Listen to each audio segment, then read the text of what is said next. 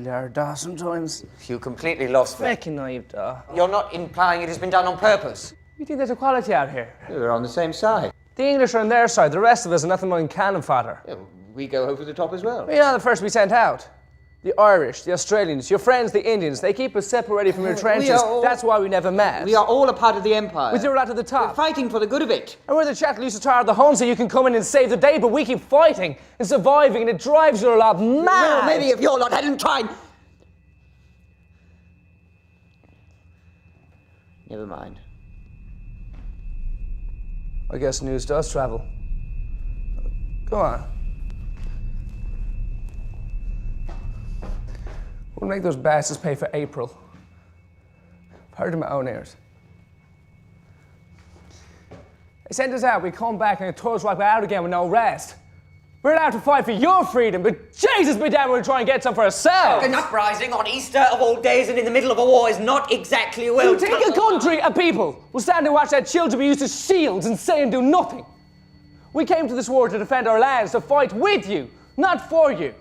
And we'll keep doing our duty no matter what troubles happen, because we won't sit and watch you defend the empire alone, so you can accuse us of being lazy Irish bastards! So then go, run back home and fight for your land, defend We'll not it! be called deserters, but now be treated worse than animals. I have seen your captains fire bullets in the heads of young boys.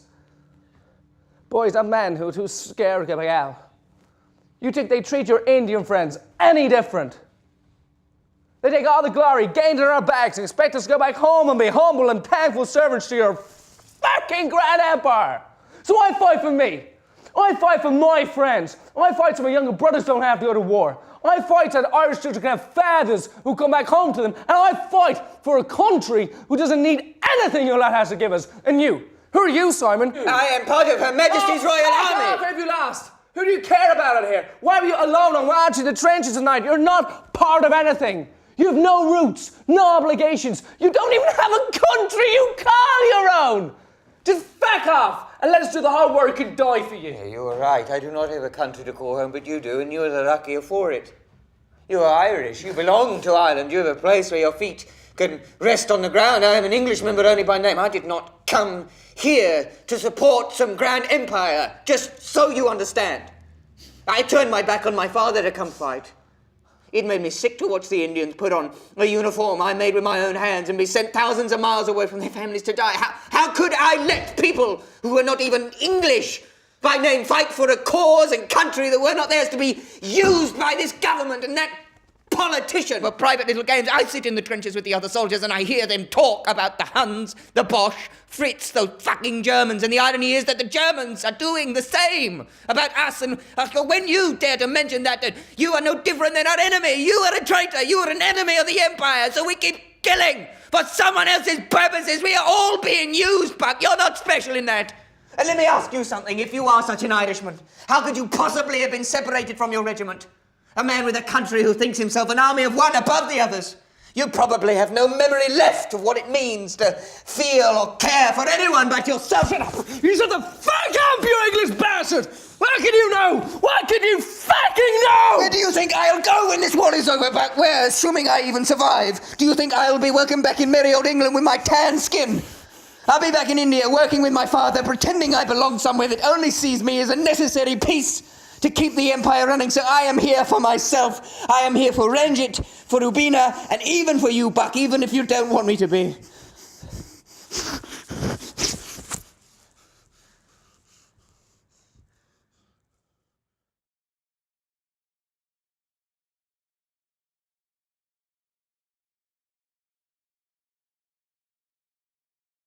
Kings would ride on elephants whose tusks were covered with gold and silver. They would cover their giant bodies with colourful silks and powders and pinks, yellows, oranges, purples. An elephant mounted by a king is radiant, the saying goes, but a king mounted on an elephant is resplendent.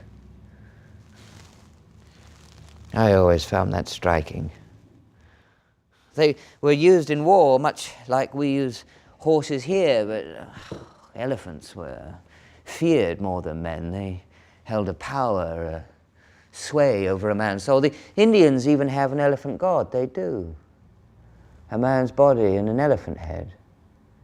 Ganesh. they call him. The remover of obstacles invoked before every new endeavour. I have always found elephants to be more humane than humans. You need only look them in the eyes.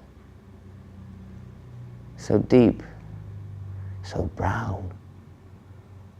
But behind each one you can tell there is a different soul there. An understanding passes without having to speak a word. They wrap their trunks around your neck or your body and pull you in close. They press your head against theirs, and you can feel the wind rushing in and out of their bodies. You can feel these giant hearts beating, and for a moment you breathe and beat at the same time, and the universe seems to stop. Nothing exists except for that moment, in that space.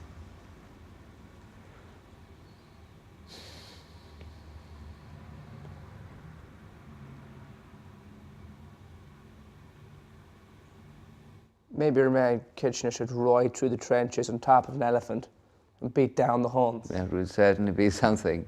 Can you imagine? A load of your men, their backs all straight on top of elephants, wobbling here and there, the Huns running everywhere. My God, my God! But then just more quickly. Out of his sight.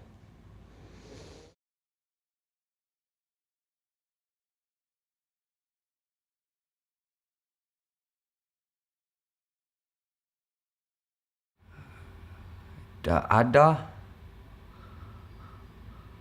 onla tagen on Trinona. Shanti, Shanti, Shanti.